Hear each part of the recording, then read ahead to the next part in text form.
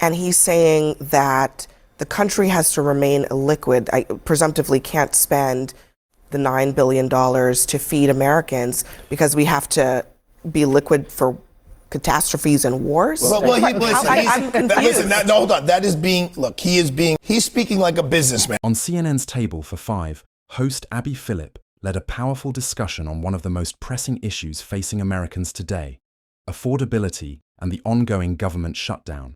The panel featured Terry Champion, T.W. Origi, Arthur Idler, and Nah Hawk, each bringing a unique perspective to how these challenges are shaping everyday lives. In this video, we'll take a closer look at some key moments from that conversation. What was said, what it means, and how it reflects the broader struggles many families are facing right now. Then, I'll share my own thoughts and analysis on the points raised during the debate. Let's dive into what Abby Phillip and her panel had to say. Donald Trump campaigned on a promise of making America affordable again, starting on day one. But here we are 9 months into his presidency, and Americans are paying more for nearly everything. Prices are up at the grocery store, from coffee to beef to cereal. And this week, voters showed their frustration. The Democrats scored big wins in New Jersey and Virginia and New York City, sending a message about affordability. Now, President Trump, though, he says that he doesn't want to hear about it, calling it a con job and blaming the media. But a new report on Friday shows that Americans are feeling worse about this economy. U.S. consumer sentiment declined to a more than 3-year low, and layoffs for October surged to a 2-decade high. All while record-breaking government shutdowns, that's going on every day now, frustrating air travelers, leaving over 1 million federal workers without a paycheck. Families are now wondering whether they'll be able to pay for their next meal. People are really hurting out here, and it's not just the traveling public, but it's affecting the whole economy, and you people are to blame. This is a disaster, honestly, for Americans, for regular people. The government shutdown it has no winners. But on top of that, I mean, it strikes me that we don't even really know how the economy is doing, because for the last 2 months, we haven't had a jobs report. We don't know what the condition of the labor market is, but everybody suddenly is really feeling like something is wrong. And it feels like we're being gaslit, that everything's going to be great. You know, someone's making $1 trillion a year now for their salary, when meanwhile, my kid's school, public school, which is only a few blocks away from where Justice Kavanaugh lives, so this is his local community, is running the PTA, we're running a food drive, a coat drive. Like, this is one of the most educated areas in the country, and they are concerned about families in that community not being able to make ends meet right now. So this is the reality of what happens when you try to take the economy, bring it back a couple of decades, and try to leverage everything off the back of some tariffs that just haven't materialized in anything material for the American public. Abby, you know what I wonder if, Congress people don't make an enormous amount of money. Those who at least live in like metropolitan areas where things are very expensive, right? We're going to talk about affordability. I wonder if their paychecks were frozen during these shutouts, whether we'd be going on almost 5 or 6 weeks, because their paychecks aren't frozen. Right. And if those Congress people and those senators went to their home constituents and went into those streets and saw the food drives and heard about people who don't have enough money to put gas in the car to go to a job, I wonder if both sides would take off their little Democratic pin and their little Republican pin and say, you know what I am? I'm an American. And these are the people who I serve, and they're hungry. They are literally hungry. And so I'm going to put aside and Trump and this, and let's just fix it, and let's feed our American citizens. Arthur, I don't know if I have a fever or what. This is the first time I've ever agreed with you on this show.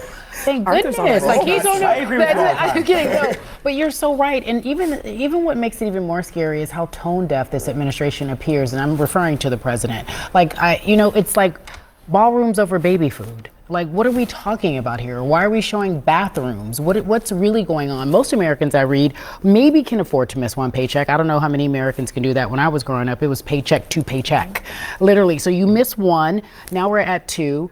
This administration has repurposed funds, billions of dollars, and given them to certain folks that actually feed his agenda. And I'm all like, wait, why don't you want to give these people money? Tell me again how this helps your agenda. And this is also with the Democrats. I understand you're going to present a bill and you think that you're taking a moral high ground, but nobody wins at the end of the day. Nobody. To your point about Donald Trump, though, I just want to play what he was asked, not just about the shutdown, but also about just the state of the economy and what Americans are saying repeatedly that they're feeling.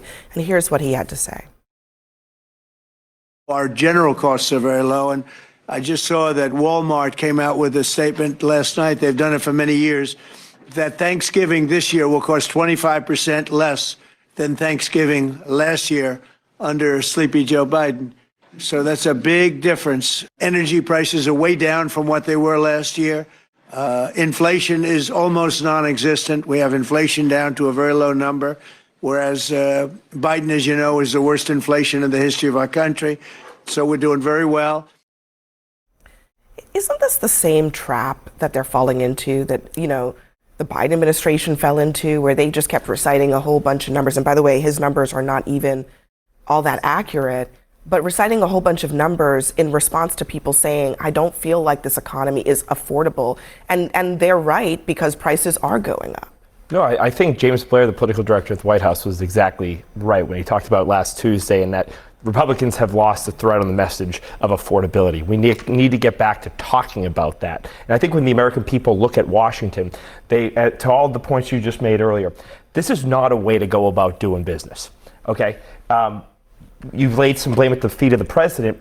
My thought is, and I echo what John Thune said a couple weeks ago when he was irate in a rarity on the Senate floor, and he said, we're just learning now that there's consequences of keeping the government shut down, and I think the American people are keep the government open, address my health care concerns, address my cost of living concerns, and do them in that order, but there's no reason to take it out on air traffic controllers, on SNAP recipients, and military members. The core issue raised in this segment is that the government shutdown, as challenging as it is for millions of Americans, has also become one of the few points of leverage available in ongoing policy negotiations. Some argue that reopening the government first and addressing major topics like healthcare later sounds reasonable. But historically, once operations resume, there's little incentive for further negotiation. Critics point out that reopening without commitments could place programs like ACA subsidies at risk, and recent disputes surrounding the distribution of SNAP benefits only deepen those concerns. Arthur Idala's comments to Abby Phillip about congressional paychecks added another layer to the debate. He suggested that if members of Congress stopped receiving their salaries during a shutdown, it might speed up a resolution. While appealing in theory, the reality is more complicated. Many lawmakers, such as Senator Rick Scott of Florida, whose estimated net worth reaches hundreds of millions, wouldn't be financially pressured by missing a few paychecks. For everyday Americans, that loss would be significant. For wealthy elected officials, it's often negligible. This dynamic could allow some members of Congress to tolerate, or even prolong, a shutdown without personal consequence. So while withholding pay may sound like an effective accountability measure, it may not create meaningful urgency for those with substantial personal resources. And as this panel discussion leaned toward the idea of simply reopening the government, many observers note that without firm commitments, there's little indication that major negotiations would continue afterward. It's really coming to fruition, this idea of when you fire a whole bunch of people willy-nilly, like Doge did just last spring. They fired 1,300 people from the FAA. Of course, we're now going to be seeing the consequences of slower flights, right? If you are going to be cutting benefits and telling the Department of Agriculture, you're not allowed to give out money that you've already been given, even though many of those people are in places like Louisiana and Mississippi, are the MAGA faithful, then yes, the truth does start to come out. The challenge I see is who's going to force the Trump administration to change? Because Congress is Congress. It's a broken mess. The majority right now jumps to whatever Trump has to say. And if a judge has said, give out this money, make sure people can eat, and Trump just decides there's a divide between what Trump is saying, what the administration is doing. It sounds like they will actually follow the judge's order. But when Trump was asked about SNAP by a reporter on Thursday, here's what he said in response to that question. What's your message to folks as they work this out in the courts and in Congress as we're heading into Thanksgiving? And you know, one other thing, our country has to remain very liquid because problems, catastrophes, wars, could be anything. We have to remain liquid. We can't give everything away based on a number. I mean, just remember, he's talking about food assistance to Americans.